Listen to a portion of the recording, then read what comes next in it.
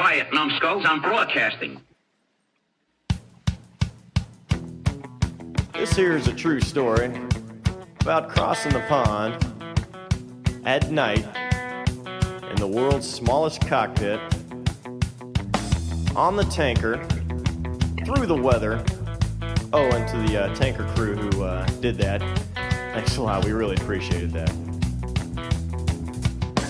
I'm just kidding. No, he's not. No, I'm not.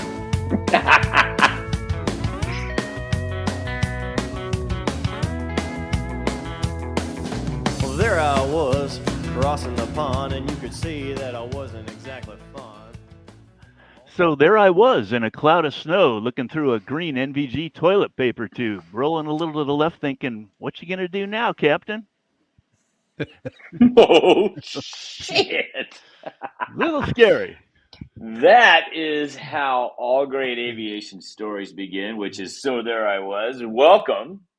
This is Fig coming to you from Denver, Colorado. And where is my cohort tonight? I'm home for one more night, then I've got to go to work. Repeat here in Lee, New Hampshire, and we have with us tonight an Air Cav pilot from the 1980s era, back when they were throwing money at the Pentagon like it grew on trees. It was a good time to be on active duty. Indeed. So welcome, Chris, one of our listeners, one of our Patreons. We much appreciate it and look forward to chatting with you about all kinds of things, rolling over in the snow and wildlife encounters and everything. But Thanks for the invite. Yeah, glad to have you. First of all, we're glad you're here. We're glad you're here. Yeah. What inspired you to crawl into one of those whirling death traps in the first place? When did you decide you wanted to fly, and how'd you get there? I always kind of had an aviation background. My dad was a 40-year engineer at Boeing Airplane Company out in Seattle. I heard of them. They still make airplanes, don't they? They do. He designed a metal structure for the landing gear of the 747, and I remember as a special deal for him, we got to go to the control tower when it did its first landing at Boeing Field back in like 1969. Whoa! Wow! So got to see that whole thing, which obviously, if you're going to like aviation, that's going to be a top of the list deal to keep you interested. Had a neighbor whose dad had an airplane, had an old V-tail Bonanza that we used to go out in.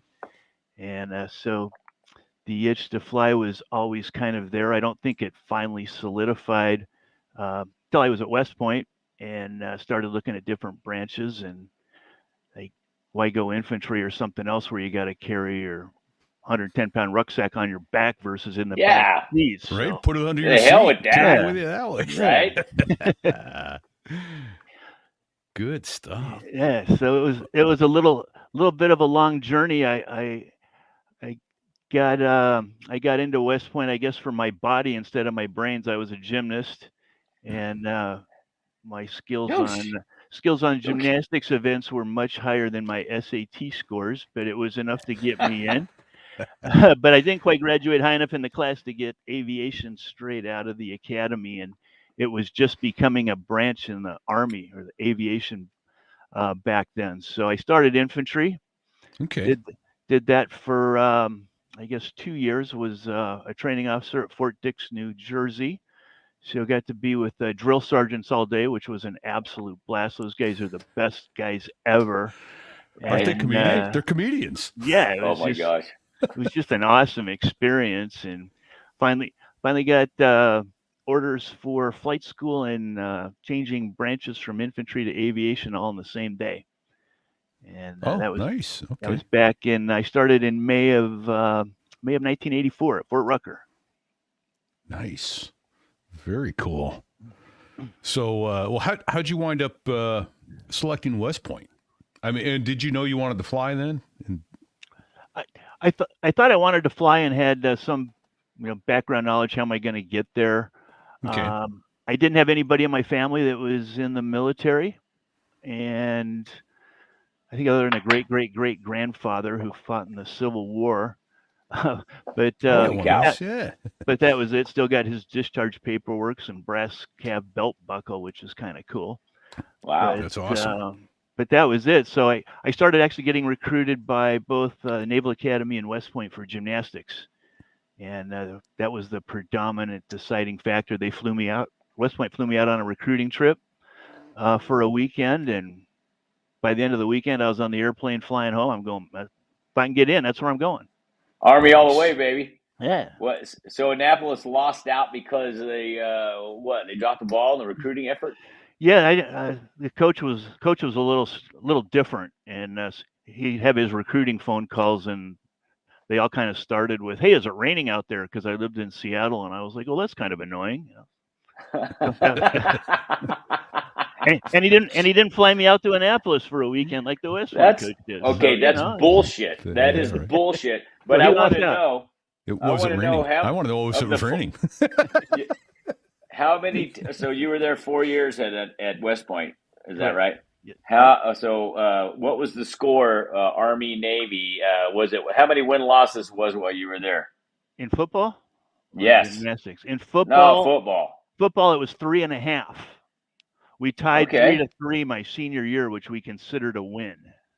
What about in gymnastics? In gymnastics, we were 3-1. We had an 8-year straight streak, and we lost it and gave it up my senior year, which was kind of a bad memory, but that's the way it Yeah. goes.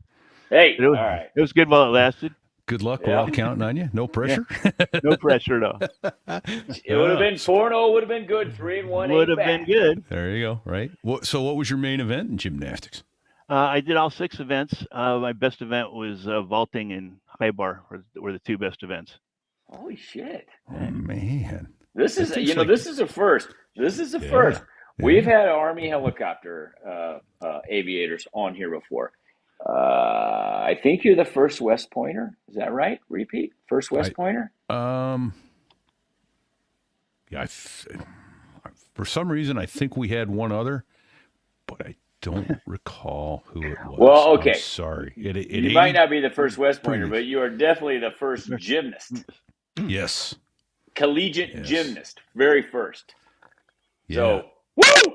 Yeah, so we actually had a group of about 6 of us that were all on the team over the 4 years I was there that were all at Fort Rucker at the same time, either as a student or as an IP, and we used to get together in the O Club awesome. or we'd get together at the O Club pool on Saturdays and kind of do crazy stuff off the diving boards that used to get us free drinks where people dare us to do different things. And so, did you do like the triple Indy or whatever from?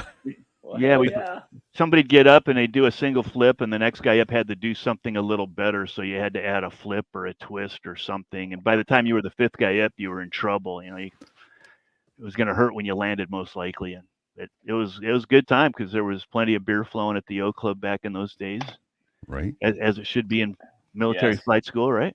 Yes. Hey, I got a real quick admin note here. Big Beaver 69 says, as a matter of fact, Chris is our first West Point graduate, and that's from Sticks. So he has an eidetic memory. So yeah, he is our first West Point graduate, and he is a acrobat as opposed to an aerobat. Yes. Yeah. Upside down in a helicopter is not a good place to be most of the time. Well, I hope. Let's talk about that. So, you Fort Rucker. What kind of helicopters did you train in Fort Rucker back in the 80s? There were several. Primary was an old TH-55, which was a Hughes 269 piston-driven 2-seater. So you do about 60 hours in that for primary. Yeah. Okay. And then you did a transition course into the UH-1 Huey. Okay. And that was about 24 hours. And after that, we did instrument training in the Huey. The first part of that was basic instruments in the simulator. And then you'd go out in the aircraft to finish that up. And then you broke off either into what they called a lift track or a scout track. So the lift track was learning how to carry troops around in a Huey, or maybe transition to a Black Hawk after you graduated. Or something. Yep. And then the scout track was in OH-58s, which I went to, and you'd learn all the different air cavalry type tactics and skills and things like that. So you did a quick transition course in the OH-58, and then you'd go out and learn all the tactics, and then finish off with night vision goggles at the very end. And so Okay. in 1984 was night vision goggles. Was that the leading edge in night vision goggle technology? It was pretty close. The very first ones were they had full face goggles to where you couldn't really look out underneath them, which caused a Oh, lot of vertigo problems and things. oh Because yeah. Oh yeah. back then the NVGs had a visual acuity of 20/50. It was like looking through a green toilet paper tube, and Right. Yeah. depth perception was accurate between 50 feet and 500 feet, which doesn't do you a heck of a lot of good when you're trying to No. learn how to hover. You know, they say, okay, pick it up to 3 feet. Okay, I got it at 3 feet. And they go, really? I'm turning the landing light. Look down at the bottom. Yeah. And you'd be up at 10 or 15 feet. So, Okay. Okay. And so then that so let me back they up. were not good, but it was better than nothing. Right. Yeah. Right. Yeah. Absolutely better than nothing. But so let me back up a little bit and ask you a quick question about the TH-55. You said it had a radial engine in it, and I don't know whether this or no. You said it had a piston engine in it. Piston I'm engine. assuming it was a radial engine. Yes. Okay, as opposed to like a big Chevy V8. So, so I guess the other question I wanted to ask now. Hang on, Fig. I muted you so the phone wouldn't go, but you need to Thank you. unmute you I'm because back. I can't. I got there it. we go. I'm back. All right, cool. So anyway, I do like that the was thought Fig's of a phone, big V8 everybody. on the top of a helicopter. Yeah. No, that was the hotel room phone ringing. Oh, Sorry. even better. You got to go to work now. Sorry to tell you, that was No, crew no, I scheduling, don't. dude. We have So- some emergency. Talk fast, Chris. I gotta All go. right, back to my question. I'm So bullshit. you had a radial engine on there. Was that horizontally mounted or vertically, or how did that work? It was horizontal, and Okay, the drive shaft came out the back, and there were, I think, 3 different belts that drove the different gears that went up into the transmission for the rotor system. okay. This sounds As horrible. far to as I me, can Chris. remember Yeah, back, just- that was a long time ago, but I'm picturing it in my mind because that was part of the pre-flight. You had to check all those rubber bands to make sure that they weren't frayed or coming off. Right, because if any one of those rubber bands snapped during flight, it sounds like you were done. Sounds like you're doing an auto rotation, Yeah, yeah. Oh, We've heard about these auto rotations. which were kind of fun. Well, If they were controlled, it was a lot of fun. yeah. Boy, is this great!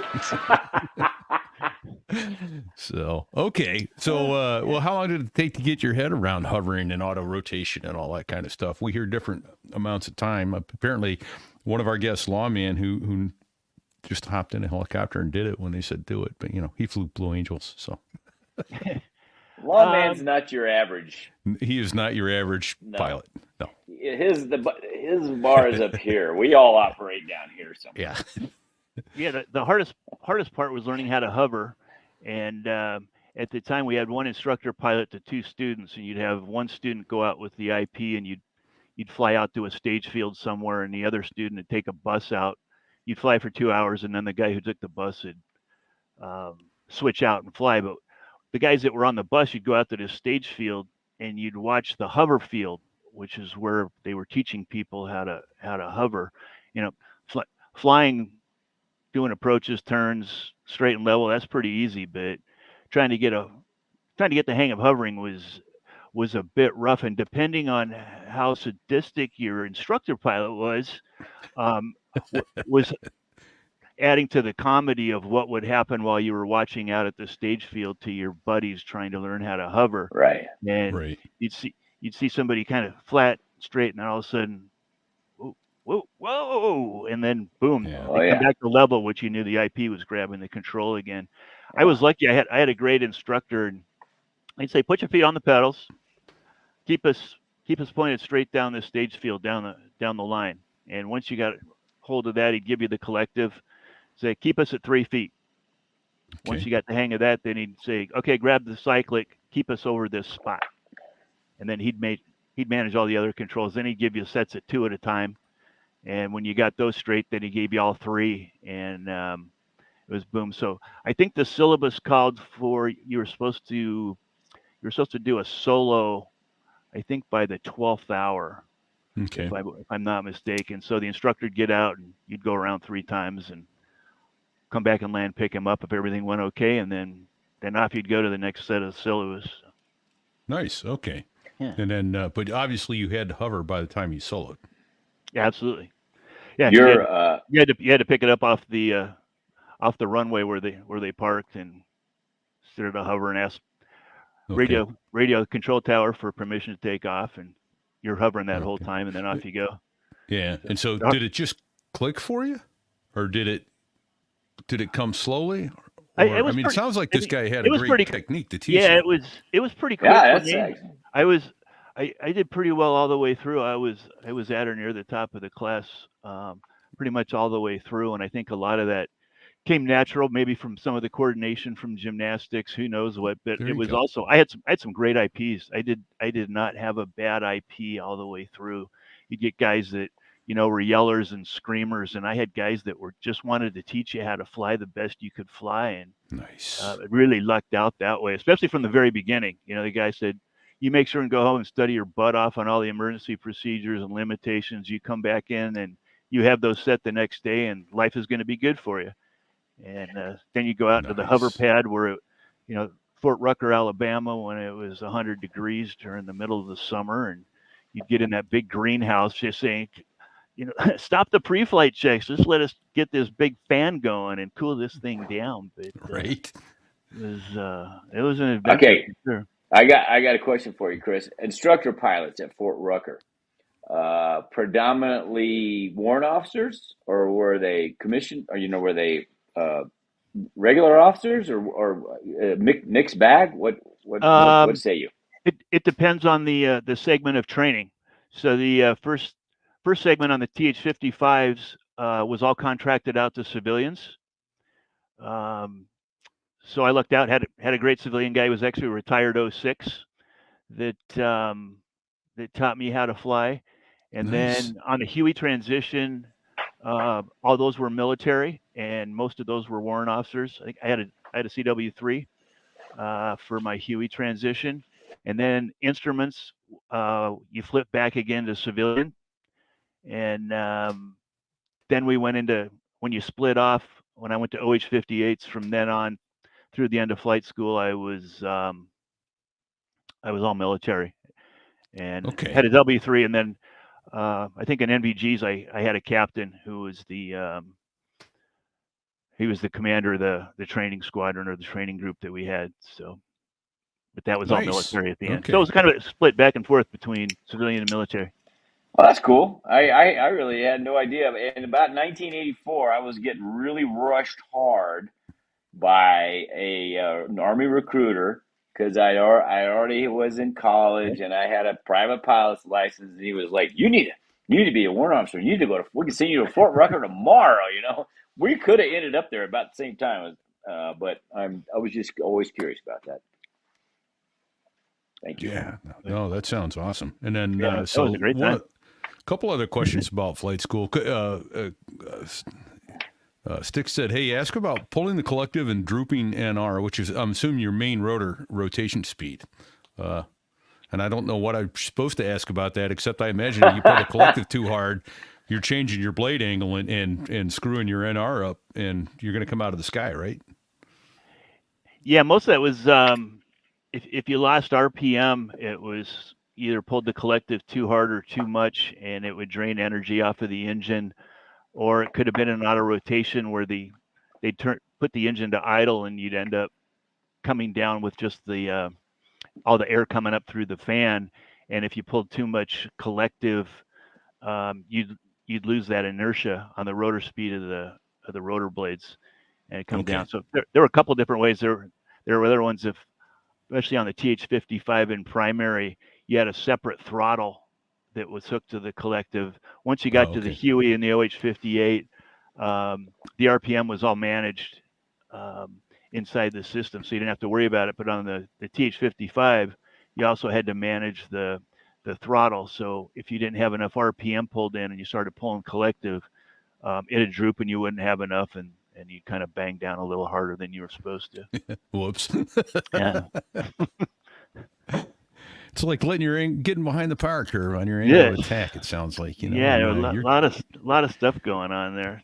A lot of moving parts, man. I don't know how you Hilo guys learn to spin all those plates at the same time. So you know, we Chris, we normally ask. Oh, so in flight school, did you ever have your hand on the ejection seat handle? But so that really didn't count. So in flight school, No. did you ever let go of the collective? I mean, did you ever have to no shit auto rotate because something happened, or did you? I know helicopter guys don't really call them crashes; they just call them unscheduled landings. Yeah. Did you have No, anything in I flight? never had an engine failure, but I did have an interesting event, which Yeah. was one of those logbook entries of almost died today. And Oh, nice. Those are so always good. as I said before, you'd have an instructor and you'd have two student pilots. And when we went through the Huey transition course, it was a 24-hour segment, and you'd go fly 2 hours, and you'd be in the right seat. Instructor pilot would be in the left seat, and whoever the student pilot was, be back in the jump seat, and off you'd go. By the 16th hour, looks like there's some partying going on there. Yeah. Something's banging hard in the background. I should have grabbed my drink of choice here to join you guys. Yeah, It was right. double L crashed my room, so he was a former guest. I He's thought I sitting saw back your there. like gay lover in the background there. there he Hello, is. Double L. Welcome back. Yeah. So anyway, my stick buddy through the Huey transition course, which was 24 hours of time, was Lieutenant Labidi Tarek from Tunisian Air Force. He was part of the Allied Exchange Program, where foreign countries that didn't have large enough training programs to train their own pilots would send them over to the U.S. and pay us millions of dollars to let them go through training.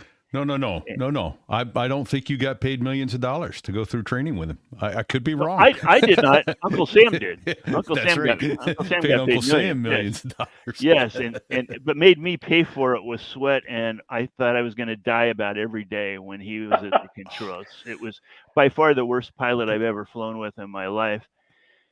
And part of the syllabus, so it was 24 hours total, and by the 18th hour, you were supposed to do what they called a supervised solo.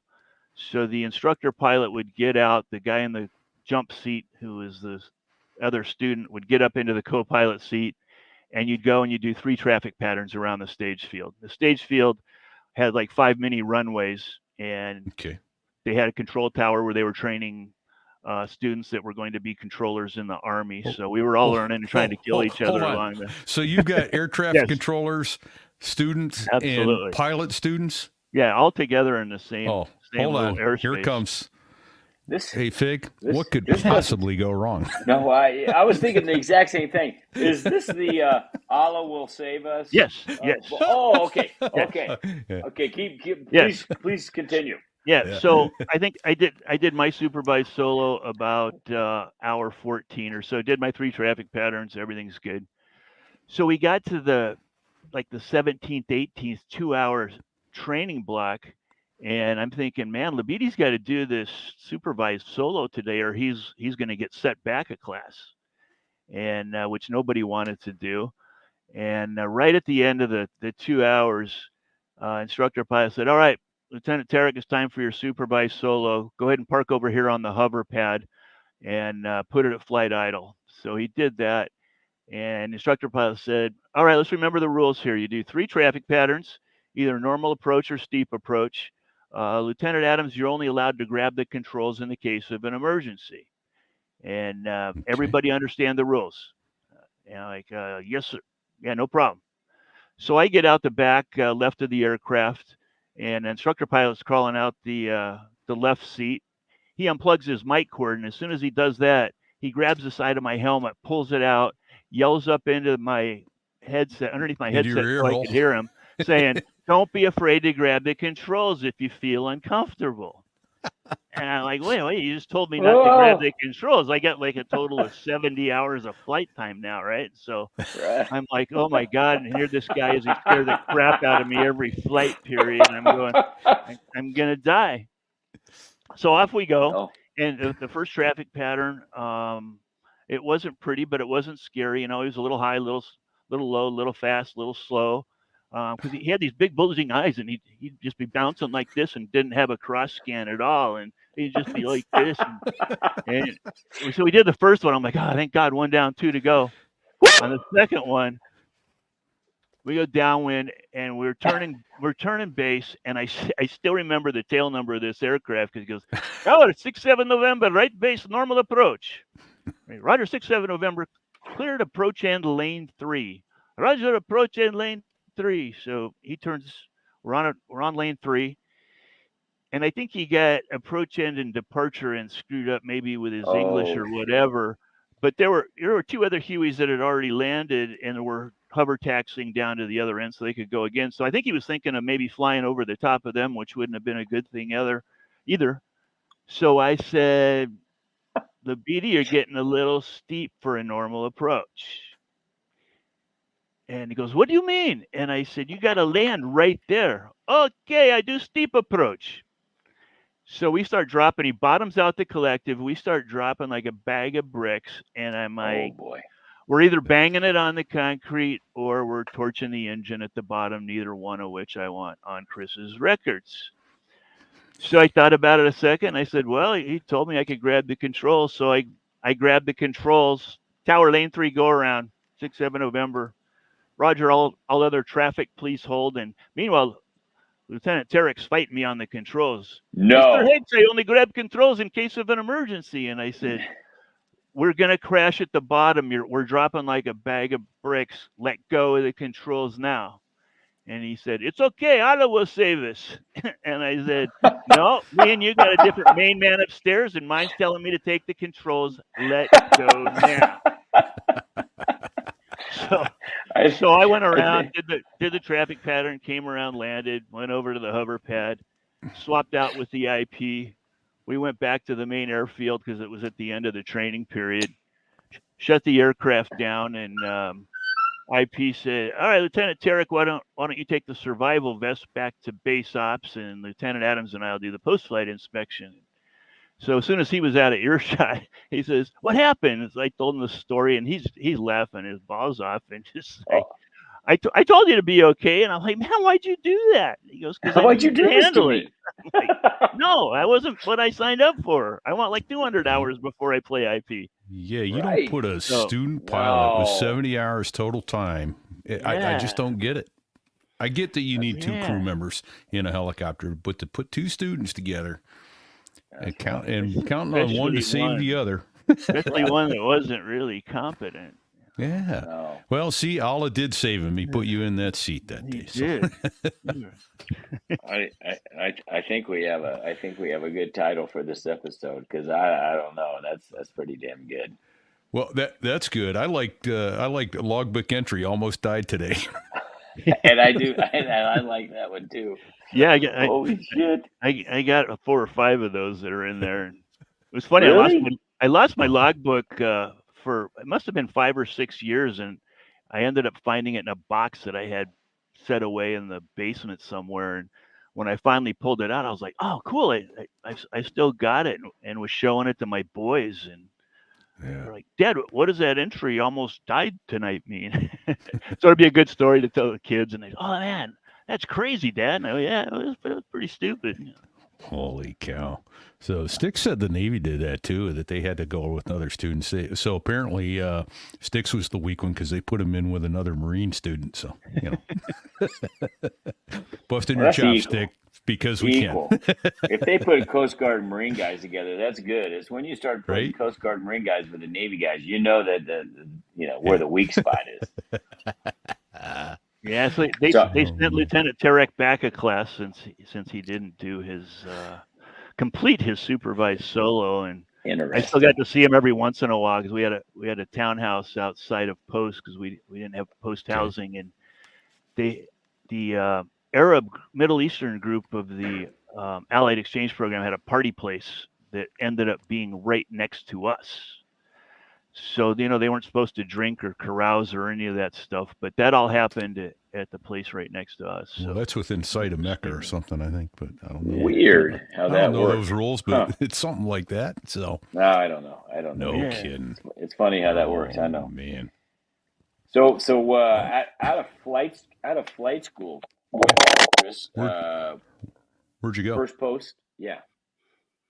I went to Fort Wainwright, Alaska, up in beautiful Fairbanks, which I got to in I guess it was March of '85, and was stationed in E Troop First Air Cav, which was a scout troop that had OH-58s, Cobras, Hueys, and an infantry blues platoon that would go out and do cavalry type maneuvers and protect the interior defense of the state of Alaska from the communist horde coming across the Bering Strait in case that happened. So that was our mission, and learn how to train in the cold weather in case that was ever needed. Well, in Alaska it is. In Fairbanks, Alaska, it's colder than the well digger's ass in the wintertime. I mean, really cold, but it's not. Yeah, it's dry, but it's cold, right? Yeah, Cold. I think every way you can really kill yourself in an aircraft, especially a helicopter, you can get into about every flight up there. So great place to learn how to really fly out of flight school. Yeah. So did you have to do any cold weather survival training or anything like that before you went up there to get based up there? Or? No, it was when you got up there. If you were a pilot, you had to go to the Air Force Cool School, which was at Eielson Air Force Base, which was about 10 miles down the street. And it was 2.5 days of classroom learning about how to survive. And then they'd take you out on a bus to the training area where you'd get out at noon on Wednesday and you were out in the cold until noon on Friday. So that was 2.5 years later. Yeah. So I think the warmest it was for the 48 hours I was out there was 25 below. Oh my gosh. So it wasn't the coldest I'd ever been while I was up there, but for 48 hours with nothing else protecting you other than a community igloo, which you slept in the first night.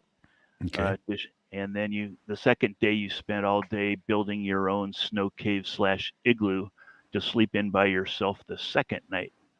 Right. And meanwhile, you're trying to catch some rabbits or something to eat because all they gave you was a tiny little Air Force survival meal, which had a couple cornflake bars and a pouch of coffee and a candy bar.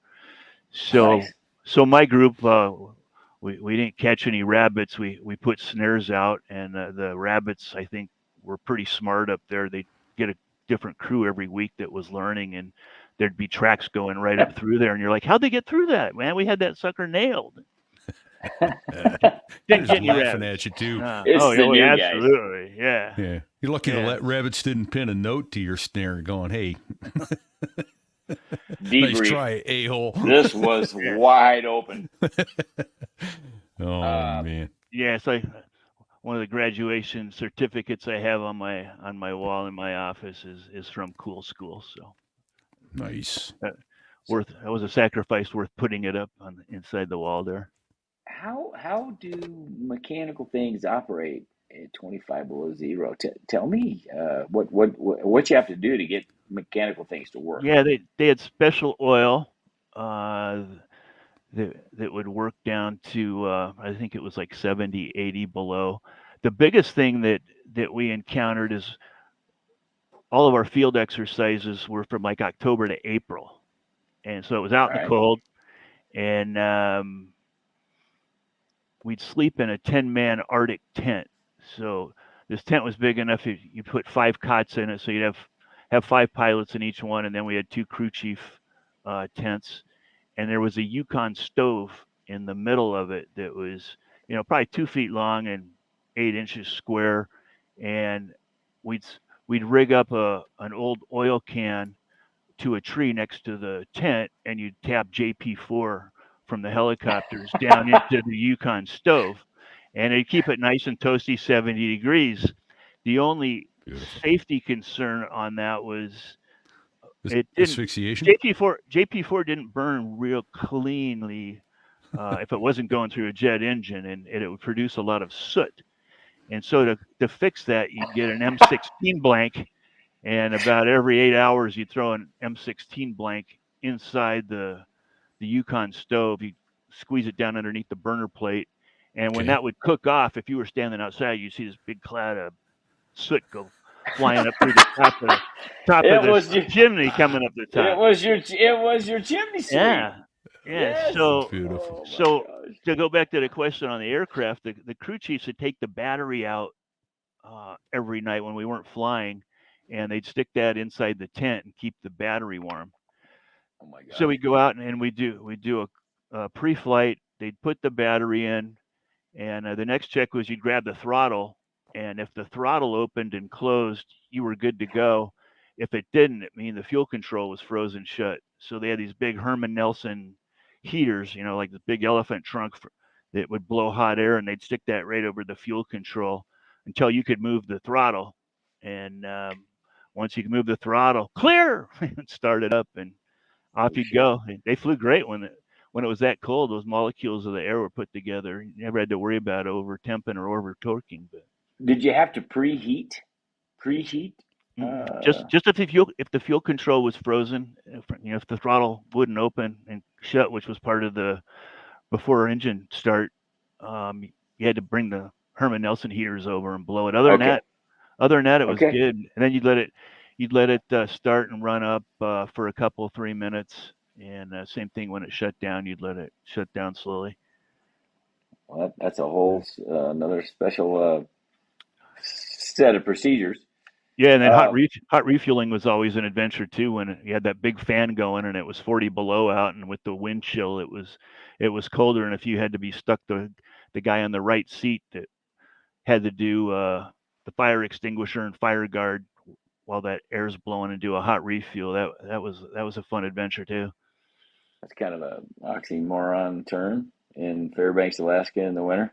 Yes, Hot refuel. Right. yes. Yeah. Right? I think it was the term of running while the engine was hot. So Right. yeah, Oh yeah. Oh, well, I get it, but yeah. it's just like, oh, okay. Holy shit. Wow. Let's see. I'm looking through Oh, some of your.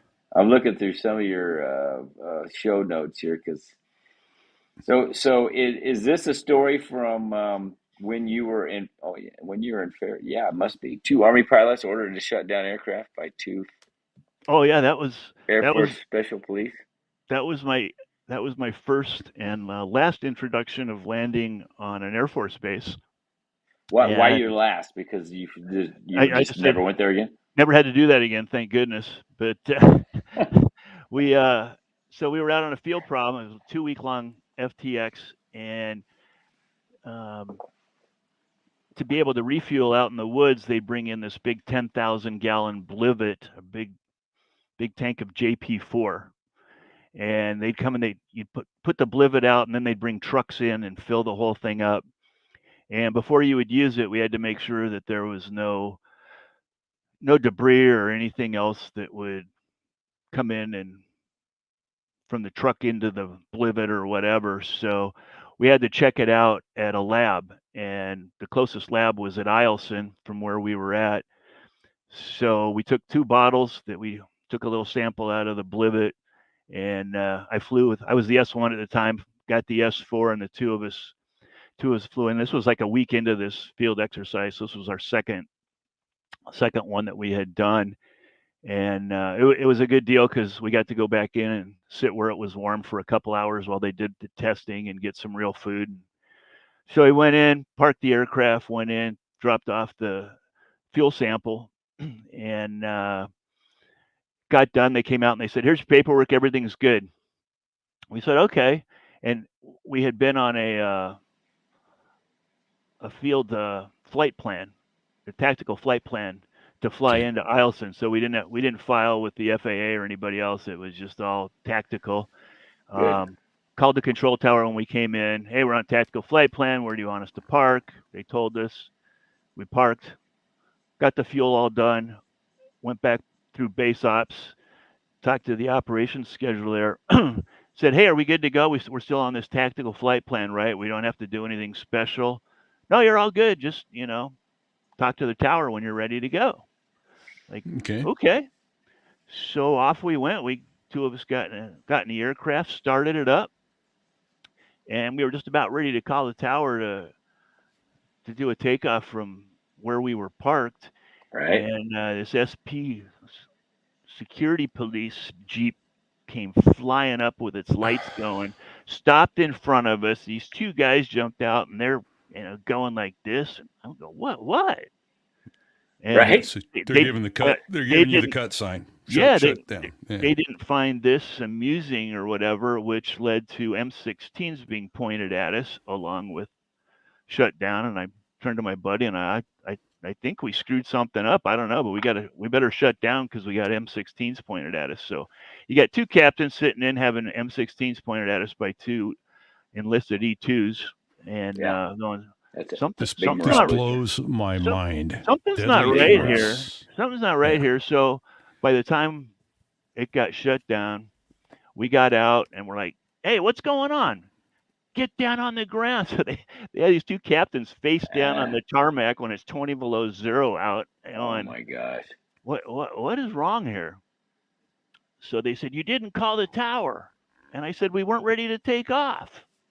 Well, Yeah. you gotta call the control tower on an Air Force base before you're allowed to start your engine. Oh my I go, gosh. well, why didn't they tell us that when we were in base ops?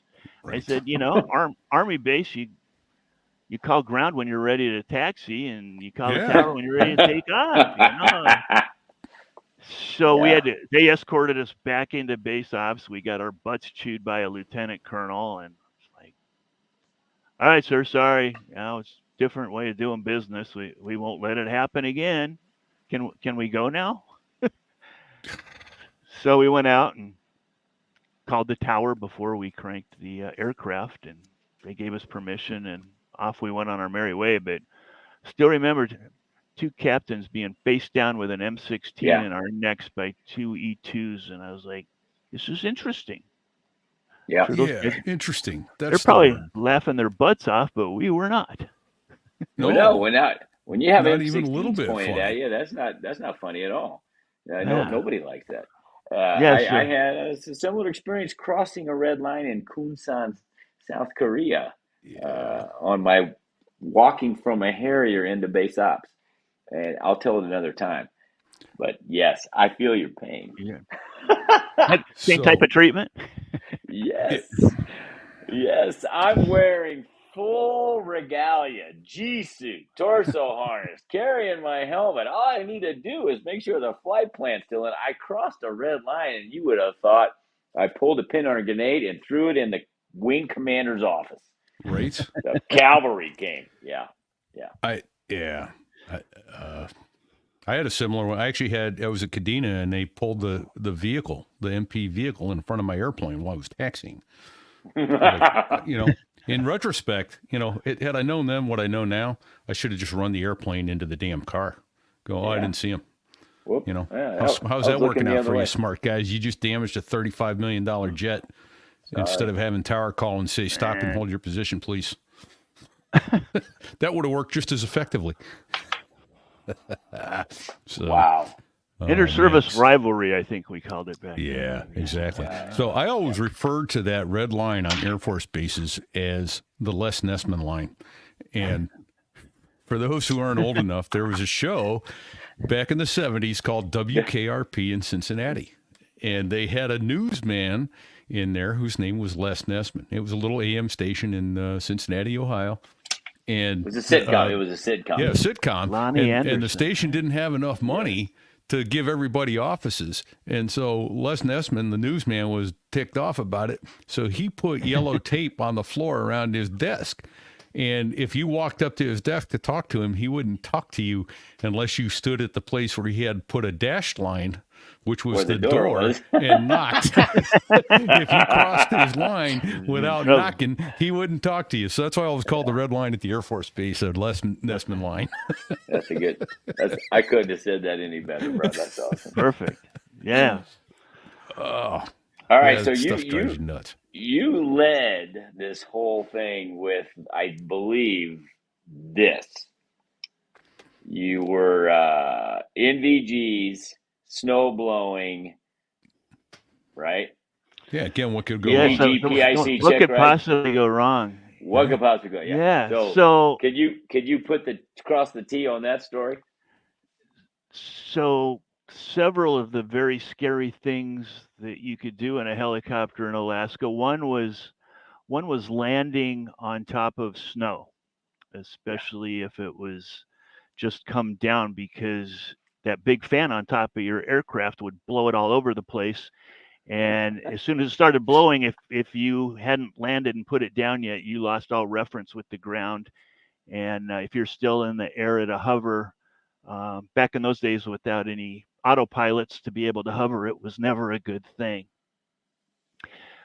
Going out flying with night vision goggles, I gave a little background on the first wave of NVGs back in the 80s that, 2050 visual acuity, you thought you were at a 5-foot hover and you could be at 15 feet because the depth perception was screwed up. And then coming in and doing an approach into a confined area. So you got this big cutout field inside of a forest or bunch of 200-foot trees all the way around it. So I'm on my PAC check ride, and Pilot in command. So IP said, "All right, let's go out and land." I can't remember the name of the confined area that we go into, and I was like, "All right." And another quick backstory to put it all together is we had high skid gear on these OH-58s, and on the bottom of the skids were skis. So it made it a little bit more stable if you were landing on top of snow, especially if it was packed. It was just a bigger square inch. So it's to land, it's kind to of like come in, so you wouldn't spread the weight out a little. Yeah, bit. spread the weight out okay. so you wouldn't punch. So you wouldn't punch through with the skids, and the skids were much higher to give a little bit more space for safety as well. Okay. So the proper deal on doing blowing snow approach, whether it was with NVGs or not, was you'd come in and you'd keep a very small bush off, like 45 degrees off to the right, and you'd bring it in, and you basically do what they call the slam dunk approach. So you'd come in almost to where you were stopped. You kept the bush off to your right, so you knew that where the ground was. And then before this big wave of snow would come off of the rotor blades, the slower you got, it gradually would come around to the front until it engulfed the whole aircraft. And you'd slam it down on the ground, hopefully with the bush still in view, and hopefully without moving after you did slam dunk it down onto the ground. So you add into the frailty of night vision goggles as well, and having crappy depth perception and everything else. So in I came. Everything was perfect. I had the bush off to the right. Everything was good. I slam dunked it, and I thought everything was good. And we stopped a little bit more quickly than we normally would. And the next thing I know, my butt's going like there's a roll rate happening, and there's a emergency procedure in a helicopter called dynamic rollover, which means if you get one skid on the ground and the other one comes up, if you get thrust equal to weight and a consistent rolling motion, you're not going to be able to stop it, and you're going to go over and land on your side. So that's what I'm thinking is happening to me right now. I'm thinking, okay, the skid got caught in some heavy snow or whatever, and my right skid didn't, and now I'm getting ready for a crash. So everything I learned in flight school about dynamic rollover went through my brain in about 100th of a second, including thrust equals weight. And I threw the cyclic over to the right, and I felt it stop a little bit. And I go, I got more thrust than weight, and I yanked full collective. I'm doing an instrument takeoff because now I can't see anything. Oh, and shit. I looked at the VSI, and I'm climbing, and just went straight to the instruments, and everything on the instruments looks good. We're getting some airspeed. We're going up, and then I'm thinking, yeah, but do you have trees around you? Yeah, that's right. That was the next thing that goes through my brain is I wonder how close those 200-foot trees are in front of What are those Chris's giant aircraft. redwoods? and the giant and sequoias like, are here somewhere. Holy crap! And finally, all the snow went away, and it cleared out, and I'm about 50 feet over the tops of the trees, going about 50 knots of forward airspeed, and I'm like, oh man, we lived. And IP looked over at me and he goes, "That's the coolest thing I've ever seen in aviation. Did you think you over torqued it?" I don't know. I wasn't looking at the torque meter. I was just trying to keep us alive. I'm And going to keep my butt alive meter. he said, "What do you think happened?" I said, "I think I caught a skid in some chunky ice or something." And Yeah. he said, "Well, let's go back and land and check it out." And I go, "Controls are yours. I am never flying again until I have whiskey at least once." So he wanted to see what happened so badly as a teaching point for the next guy that was going to go through to keep it from happening, that he went and landed, and sure enough there was this big chunk that had gone into this crusty snowbank from the front of the ski on the skids, and that's what kind of stopped us. But that was, I think that was probably the closest of ever crashing and balling up an aircraft and potentially dying. You know, the thing with all of that was I saved myself, but this one was kind of like, ooh, that was pretty stupid. It's like every stupid thing you can do in an aircraft, weather-wise, everything else was all put into one, and I was like, why are we doing this? I'm never flying again unless I have whiskey once. To have whiskey Yes, at least I, once. Yeah. at least once. Yes. So he took it back and landed it. So is that what happened? Did it catch a skid? Yeah, it did catch us. It catch the front of the ski into a big bucket of crusty ice. So there was like this big cutout notch. Oh my gosh! Up into this. Well done, into sir. The snow. So it was interesting because he said, I want to figure out if what we can do as a teaching point. And a couple of weeks later, they had a guy that was a don't CW. Don't land in the snow Yeah, at night. they took a guy out that was a W4, and he was the OH-58 test pilot in the maintenance platoon. And he didn't get NVG qualified when he went through flight school because he'd been out for 20 years, and so they were doing on-site NVG qualification. And he was going out through the end of that for his PAC check ride. They took him into the same confined area. The exact same thing happened, and he got out of it the exact same way. So they came back in the next day, and they're like, "Hey, good job, Captain. 58 test pilot did the exact same thing and got out of it the exact same way." So I was like, yeah, good for him, man. Yeah. I mean, Fig and I can sit here and go, man, that sounds like a good job. But Sticks being another rotor head goes, yeah, that was good recognizing that. That's huge. Your other option is if you hadn't gone around, you'd have basically dug your main rotor in, right, and been done. Yeah, we would have kept rolling to the left. Continue rolling. Would have landed on the side, and as soon as those rotor blades got into the ground, they would have stopped pretty quickly and blown off, and we would have been stuck out there where it was cold, hoping somebody would come out and find us. and land in the same crappy conditions you were in. Right. Yes. With even more confined because now there's a helo balling up part of that space. And holy smokes. And then, so rolling to the left, I forget, Sticks was telling me that one of them's bad. Depending on the direction of your main rotor, if you roll right, it pushes the rotor head aft. If you roll left, it pushes the rotor head forward, and you get to meet it. Is that or do I have it backwards? It has to do more with the torque from the direction it's going. Okay. And you got more torque if you're rolling to the left. You're probably going to roll over a little bit more quickly, but I had more thrust, so it may have stopped the thrust equal the weight a little bit more quickly. So if you're sitting in the cockpit and you look up at your rotors, is it going clockwise or counterclockwise? It's going counterclockwise. Okay. And so if you go to the left, it's going to pull the main, it's going to try and push the main rotor head aft when that left wing digs in, right? I want you to stop. No, I want you to stop I'm trying right to do now. public math here. It's more the tail rotor. You're It's more the scaring tail the rotor. shit right out of me. It's more the tail rotor that counteracts the way that it's going. Okay. Yeah. Here's the thing. Don't fly helicopters and you don't have to worry about this crap, people. Yeah. A lot of people do. Some of that aerodynamic knowledge is 40 years old, so it's a little crusty in there going, oh, yeah, what was that? Oh, they terrify terrify me. Stick sent me a video of all these dynamic, what'd you call it? Dynamic roll over. over. Yeah. Yes, Yeah. he sent me a video of that. I think he sent it to both of them. So Oh, maybe yeah, he he was just did, sending and it was to me terrifying to haze me. watch. It scared the living shit out of me.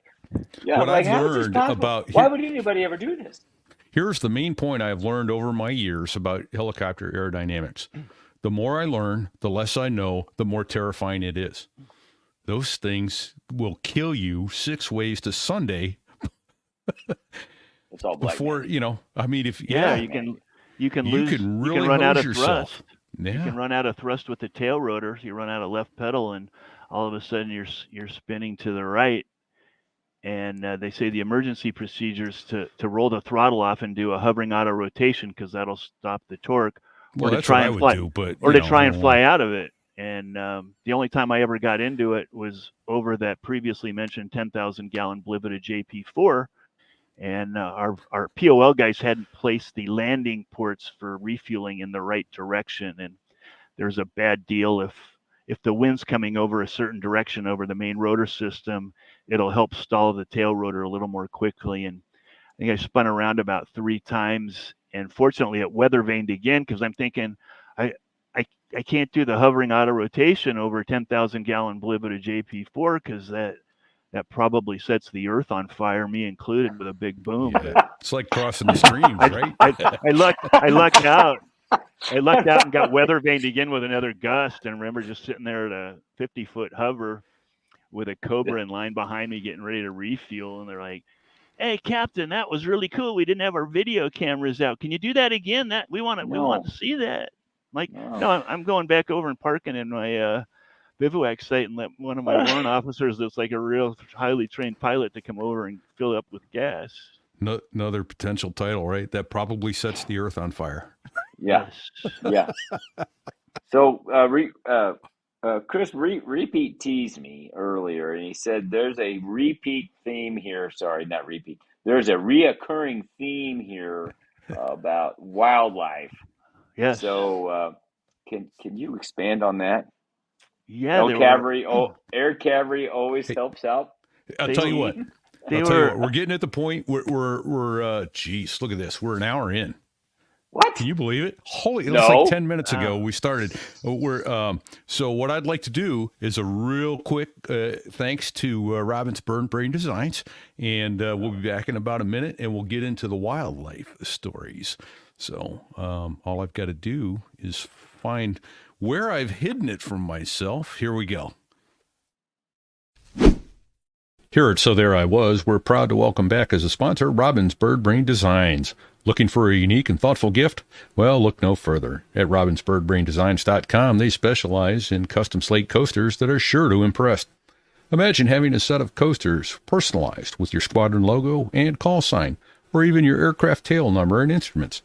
Whether it's for your aviation enthusiast friends or a special someone in your life, their custom coasters are the perfect way to show that you've put some thought into getting that something special for someone truly special. But it doesn't stop there. They can also create coasters with any organization logo and printing that you desire. From military units or sports teams, they've got you covered. Their high-quality coasters are made from durable slate, ensuring they'll stand the test of time. So why settle for ordinary gifts when you can give something extraordinary? Visit robinsbirdbraindesigns.com today and let them help you create custom gifts that show just how much you care. Because when it comes to thoughtful presents, they've got your back. Oh, that's awesome. And I will real quickly mention that Robin's Bird Brain Designs has new lower prices on the coasters this year. They got some new laser printers, and they are... those are really cool. Able to do those much faster. Yeah. So get your squadron logo or whatever other organization that you have, get them on there, and you'll be good to go. So, all right. So, crazy animals, wildlife, animals. Wildlife. Yeah. So I think my favorite one, it involved a search party, and the previous night there was a Cobra that went out on a night training mission, and it was all unaided, no NVGs. And they had to navigate and find a couple of areas on their 1/50,000 map, and so it was all time distance heading. Okay, we're gonna fly certain time, certain distance, certain knots, and hopefully we find the place. And I think they had set a 200-foot altitude um, to do all this. And at some point, about 45 minutes into their flight, they happened to run into the top of a tree. Wow. And they kept flying, but it knocked off the TSU, which is a telescopic sight unit. Oh, okay. Which is what's used by the designated gunner to track the thermal sight to track the TOW missiles weapon system. And it's pretty expensive. I think it was $100,000 piece of equipment way back when. And I'm sorry to interrupt. What kind of airplane was this? This was a Cobra. Cobra. So Okay. it was our Cobra platoon had been out doing some training. Okay. And I found out about it. I came in the next morning, and troop commander was like, Chris, I need you to take out maybe 3 of your aircraft, go find out what the time distance heading quotients were for their training mission last night. See if there's any way you can go out, find a needle in a haystack. Maybe you can find this broken tree, because hopefully it was just a strange tree that was 50 feet taller than all the other ones around it. And Right. they snap the top off. And if we that's find your that bullshit story. if we find that, then maybe we can find the TSU. And we won't have to claim it as a Class C mishap. So off we go. Okay. And I was out flying with one of my warrant officers, and sure enough, about 45 minutes in, we saw the top of a tree that was like 90 degrees bent over, snapped over. And we're like, Wow. holy crap, maybe we found it. And it's the right time, it's the right location according to where they think that they hit it. And we started looking around, and there was a big confined area cut out probably within 50 meters or so where we thought this TSU might have landed if it got knocked off and kept going straight. Let's be heroes. Let's land in the confined area. Let's go walk around a little bit, see if we can find the TSU. So we land in the confined area, fairly close to the one side of the trees that this thing's at, that we think. Put everything down to flight idle. We friction all the controls down. Because it was like 20 below out, and we didn't want to stay out a whole long time, and we didn't want to shut the aircraft down and then have it not start back up because it was frozen or whatever. So we go. I think we got about 10 minutes we can go walk around before we got to worry about running out of fuel to get back to the main camp. And so off we go, and we start wandering around. We find the tree. I'm sorry I got to interrupt. Did you shut down completely, or did somebody stay? No, we put it at flight idle. Okay. So the aircraft's still running at idle. We got the collective and the cyclic friction to where they won't move, and both of us get out, and we go in and we find the tree. We find the tree, and we're helicopter going. Well, I know. There's a helicopter. I'm doing the same thing you're doing, Reefy. So there's a helicopter with a rotor spinning, and nobody's in it. Nobody's in it. Oh dear God!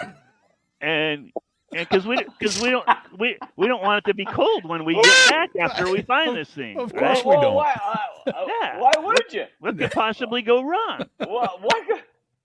So we go in and we find the tree, and we start walking down. We split apart about 30 feet from each other, and we're walking down, and we kept going, looking around, and we're like, shit, we can't find it, but we know where it's at now.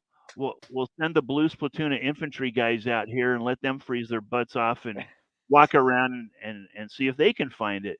So we walk back out, and as soon as we get to the edge of the tree line, we look out, and there's this big bull moose, 60-inch rack between us and our aircraft. Like, well, that was freaking stupid. What are we gonna do? Yeah. And how's that working out for you, smart guys? I know, so we're like, well, we don't have a whole lot of time left before running out of gas, And so I said, well, let's just go around to the other side of the confined area around the tree line. Mr. Moose as long as he doesn't see us, he's not going to hear us because of the sound of the aircraft.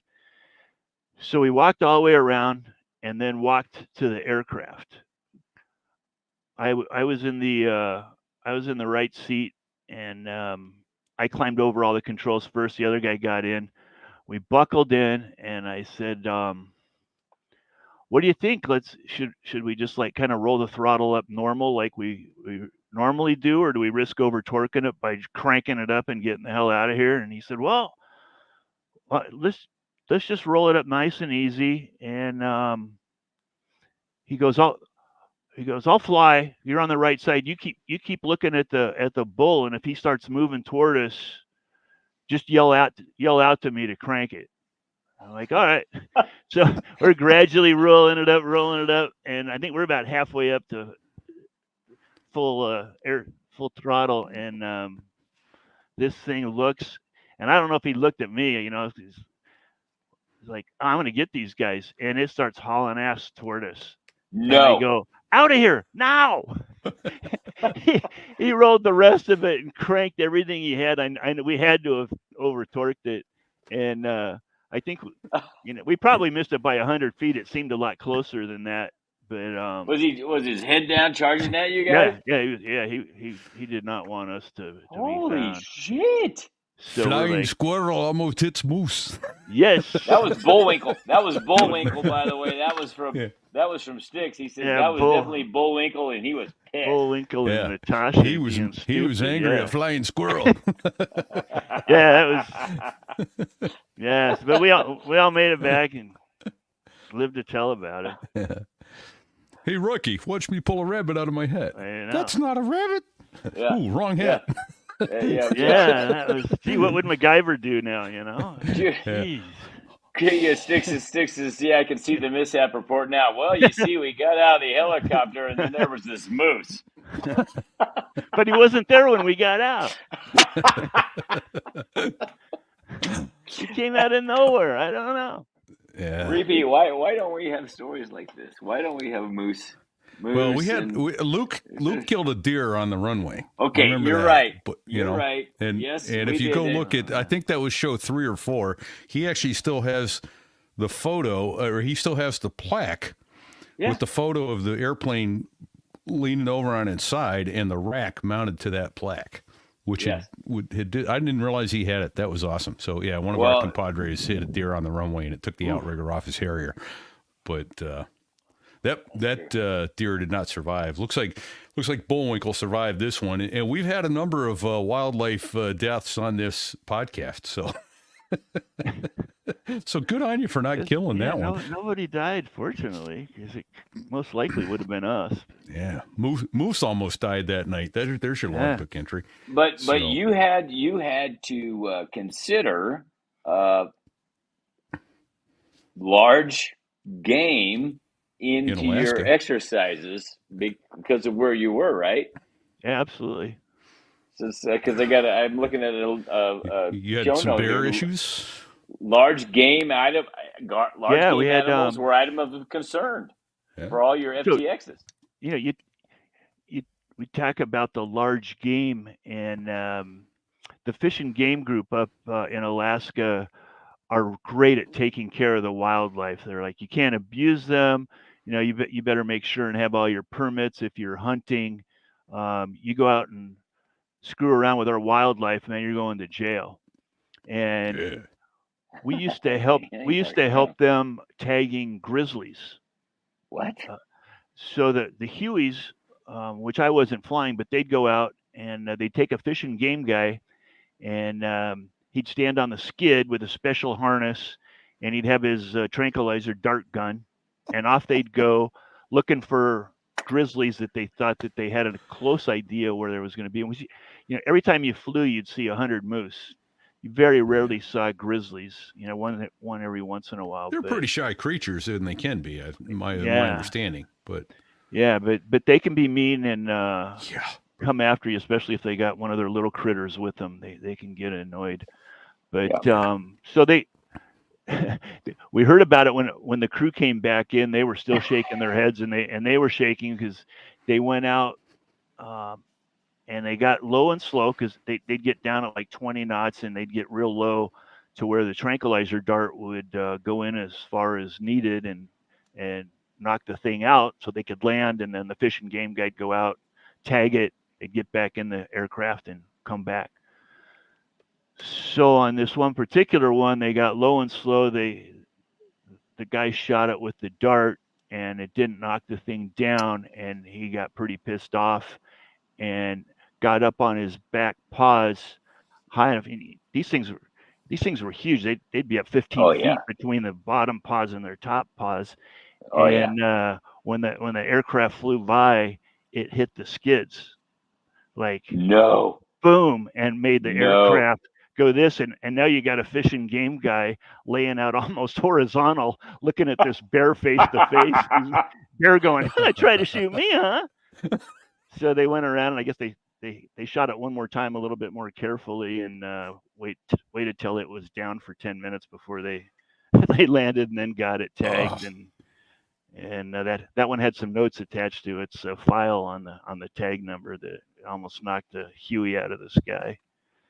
But, yeah, because like King Kong, it's just swatting at airplanes. Yeah. It's just like, no, we're not going to do that today. No. Okay. Yeah. Actually, we had another one. We had another one. If you got time, that let it rip, man. We were starting a 2-week field exercise, and we had it at a place called Fort Greely. And so in Alaska, there's Elmendorf Air Force Base and Fort Richardson that are in Anchorage. You got Eielson and Fort Wainwright that are up in Fairbanks. And then about 100 miles east-southeast from Wainwright is Fort Greely, which is where all the cold weather training courses are and where most of the training areas are, especially during the cold weather season. So we all had our area picked out, and we said, all right, well, let's get some good training done. Let's do an area recon to go look for the bad guys, make sure our area is all clear, and then we can set down our aircraft and hook up our tents with our Yukon stoves and stay warm. And we got out there. I was in the lead OH-58, and I had a Cobra with me, and we got right to where my tent was supposed to be, and there's this big buffalo that's standing motionless. And there are 2 bison herds up in Alaska. There's one that's, I think it was like 20-30 miles south of Fort Greely, and then there's another one about 100 miles north. And somehow this one had either gotten lost or he decided he was gonna go out for a while and be on his own. And this thing's standing there, and I'm like, oh my gosh, we can't land and set up camp with this big freaking animal.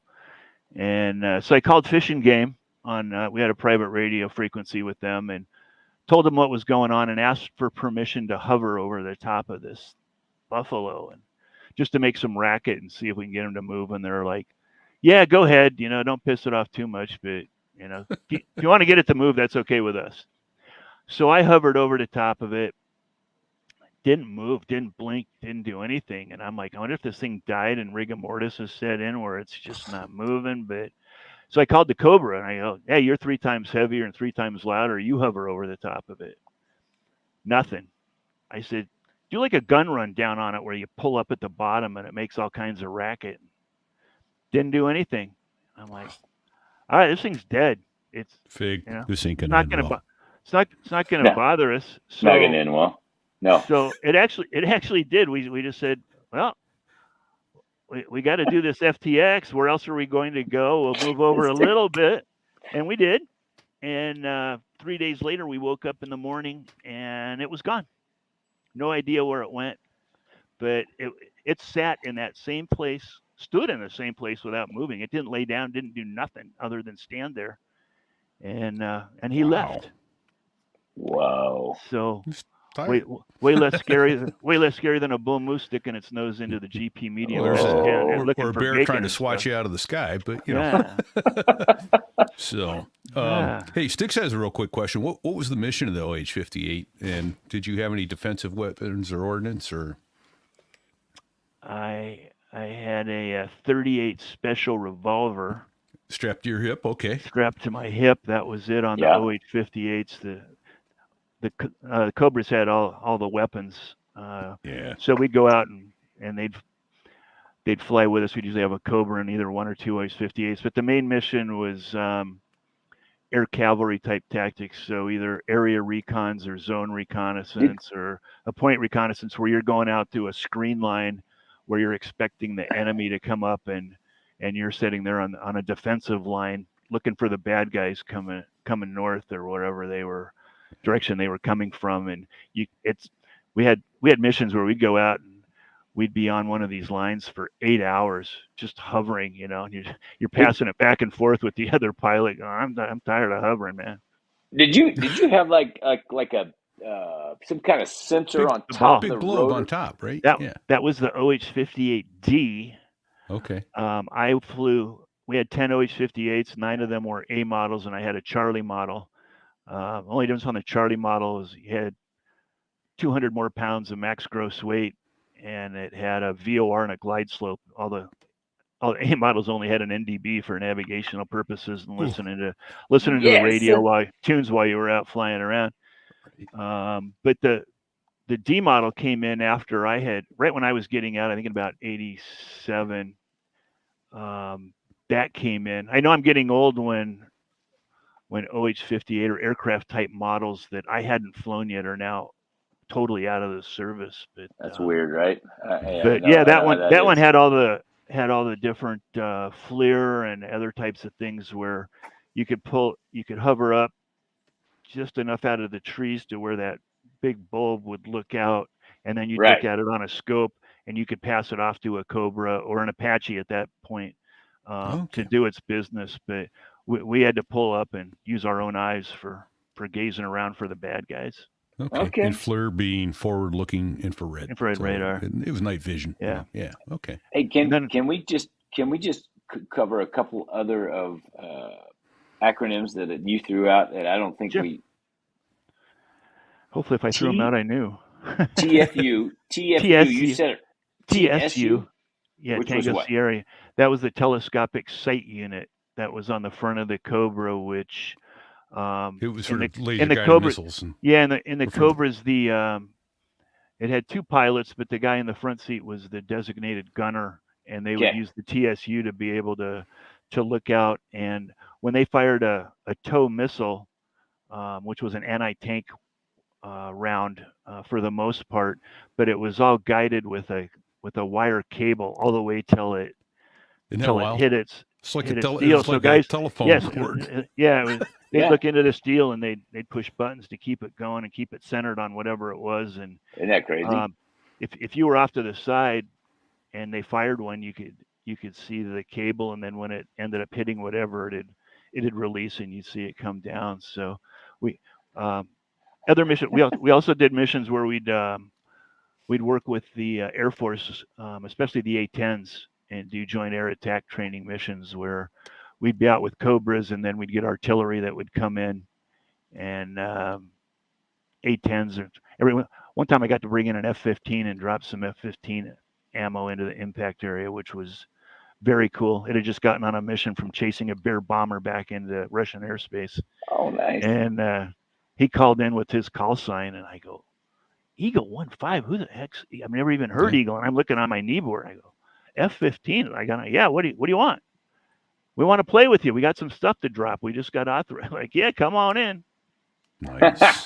So that was those were really fun when we were dropping. A-10s would come in and tear everything up, and artillery would come in either behind it or ahead of it. So that was the funnest missions we do because you were actually blowing up stuff.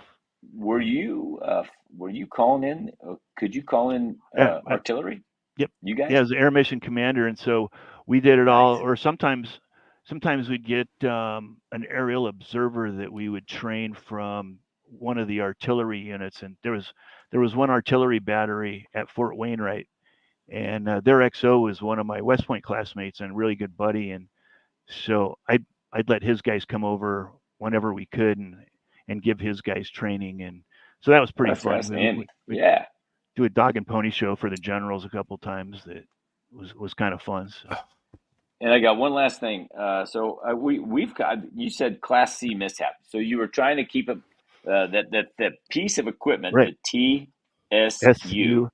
that came off that Cobra was $100,000. And so we talked about this before, but the difference between a Class A, B, C mishap is dollar Dollar or human amount or or injury human. or life. Like a Class A Yeah. would be life. So And I think they went down. They went down to Class E, I think, but I think Class C was where a commander could start having it affect his career. That's all we had in our community was A, B, and C, and then hazard report after that. So if a lieutenant got hurt, that was a hazard report. If it was under 100, Class you can C. keep it under $100,000. It was not even a Class C, so the commander wouldn't have to report it, right? Which is what I think happened when we ended up with a couple of Harriers that were hail damaged. The we canopies were consumables. Like tires and brake rotors and canopies, little stuff like that. Oh, man. Well, this has been fantastic, Chris. Thank you so much. Yeah, I had a lot of fun. Thanks, guys. I really enjoyed it. I wasn't sure how this would go, and that was fun. Hour like 24 5 minutes. I know, right? I know. Oh, my gosh. Where did this go? Well, unfortunately, we have to land this plane. My company says I have to go to work tomorrow. They're not going to pay me, the cheap people that they are. Unbelievable. Bastards. Yeah. Had a bunch of people listening. Thank you, guys. Tonight live. So thanks for joining us live. We appreciate the input, the comments, the questions. Those are great. You can always listen on or watch us when we record. I try to put the word out on Facebook when we're going to do it. And then we get Rumble and YouTube and Facebook.com and all that good stuff. But we need to get some thank yous out here. I think first and foremost, thank you, Chris. Thank you for your service. Thank you for your sacrifice, you and your family putting up with. Thanks, guys. Thank you for your service as well. It was a privilege. Yes, and it really was. And thank you, because I got a core workout. I really did. It was awesome. Absolutely. And today's the 13th, but let's say thank you. Because first of all, we had a 248th United States Marine Corps birthday last Friday. Hoorah, Semper Fi, do or die. Chase Cole, happy birthday, Marine. Thank you for being on here with us. And thank you for managing our Facebook page and being our #1 fan. And That's thank huge. you to all. Hey, hold on. While you're mentioning Chase Cole, he wrote, and I sent it to you, Fig. I don't know if you saw it or not yet. He wrote a, I don't have it in front of me, and I meant to do it. Go look at our Facebook group. So there I facebook.com/sothereiwas.us. Find our group. He wrote a birthday message for all Marines. Oh shit! And I haven't seen that. I gotta go. I sent you the link. It's how, and he even put a line in there about Chesty taking off faster than Fig's spit gristle.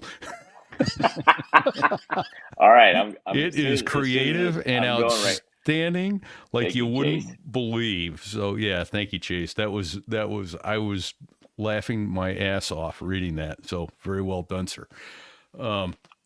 Yeah, all about. As a matter of fact, on the Marine Corps birthday, I was in South Dakota, as you know, offline. I was on a bird hunt, had a Marine Corps birthday with another Marine, Sinbad, also a previous guest, and I had to tell to the table. He forced me to tell that table about the gristle, the gristle spit. At least he didn't make you repeat it, did he? No, I only had to tell it one time. Okay. Yeah. No, I mean he didn't make you repeat the act. No, what brought it up was we were having steaks. We're in South Dakota, big beef country, and had a lot of gristle on my plate. And he goes, "You got to tell him this story." And I'm like, "Nah, I don't want to tell it." And he started telling it. And the next thing you know, I got to finish because he's got it all dicked up. Yeah, well, his way. All right. We also need to thank none other than Dave Hamilton, our mentor and supporter who helped us get this up and underway. Thank you, Dave Hamilton. He's over at backbeatmedia.com online, handles all the advertising for this show and many others. If you have a show you need advertising, reach out to backbeatmedia.com, and they may be able to help you out as well. Hit a few acronyms here, Fig. What do you do if we heard an acronym we didn't ask about? Well, you can email us at Fig at So There I Was, repeat at So There I Was, or Sticks So there I was /US .us. Right. So .us. Yeah. if you really want a good answer, email Sticks. Sticks at so but, there I was yeah. .us. He's got the answers. He's got the answer. Absolutely. And got some cool merchandise up there, including coming into the winter season. Got our hoodie up and running. I got one. I love it. Is it warm too. It's a nice hoodie. I'm enjoying it. I have hoodie envy. Yeah. I saw your hoodie. I have hoodie envy. Yeah, I hear you. And we got, let's see what else. Give us a rating, please. If you could get on, we've gained about 7 or 8 ratings this week since we put up. So there I was.us/rate. Hey, and just share the show. Share the show. Share it to your friends. Share the show. And here's a way you can share it, folks. When I put up an announcement about a show on our Facebook group or the Facebook page, there's 2 separate ones for So There I Was. There's actually a little share button at the bottom of that. You can post that to your page to tell your friends about it. We've had a couple of those get posted. I'd like to see more people sharing it personally to their page if they aren't too embarrassed to be associated with us. Just saying, we get it. If you're too embarrassed to put our show up on your personal page, we understand. I don't understand it, but I get it. Well, I understand not wanting to be associated with us, but that's a whole nother, story there. So, hey, Fig, look at that picture behind me. If you're looking online, I just changed that up, See. That is an awesome picture of a Harrier. I bet you that was taken by Brad. That was Brad Silcott picture, wasn't it? BDS Aviation Photography. Yep, over at BDS.com. Absolutely. Brad, that's an awesome picture, dude. He lets us use that. Lower your head for a second. Lower your head. Move your head slightly to your left. Yeah. Dude, okay. Let's see. Oh, that's got a radar and a FLIR on the front of it. That's shit hot. Yeah. Nice picture, bro. Night attack radar jet there. That's a Super Harrier 2 Plus or whatever they call it now. Yeah. And then for those still watching, I get it. This is an audio show most of the time, folks. I totally get it. For those still watching, there are some Harriers in the break. In the break. He took that. Nice. He's got some amazing photos. Brad does. BDSAviationPhotography.com. Then there's those fine folks making that music for us. That's the F-16 pilots that make the Air Force sound good. The Dos Gringos. Awesome music. I never get tired of listening to it. As a matter of fact, I keep pushing it on everybody I meet. You want to have a fun? Listen to the Dos Gringos. It's fun music. Yep. I play it pre-flight, and guys love it. Find them on Amazon, Spotify, Pandora, Apple Music, and anywhere you get your music, they should be there, as well as those are the same locations you can find us and find our show. So, I don't know, Fig. Until next week, do you have any good aviation advice for our listeners? Well, in honor of our guest, I guess we should say, don't sit on the collector. Don't do it. It's hard for me to say that. Don't sit on the collector. I love you, Chris. Don't sit on the collector.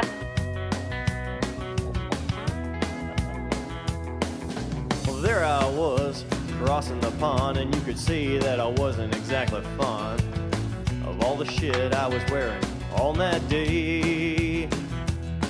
Now an F-16 is cramped enough, but it's even worse with all that stuff supposed to save your life. But we knew there was no way. 'Cause when you're going down the North Atlantic, man, it's over. It's what? He said it's over. Where the hell have you been, soldier? Training, sir! Training, sir! What kind of training, son? Army training, sir! Army training, sir! That's for you. That's for you, Chris. That's for you, Chris. Great movie. We're out. Great movie.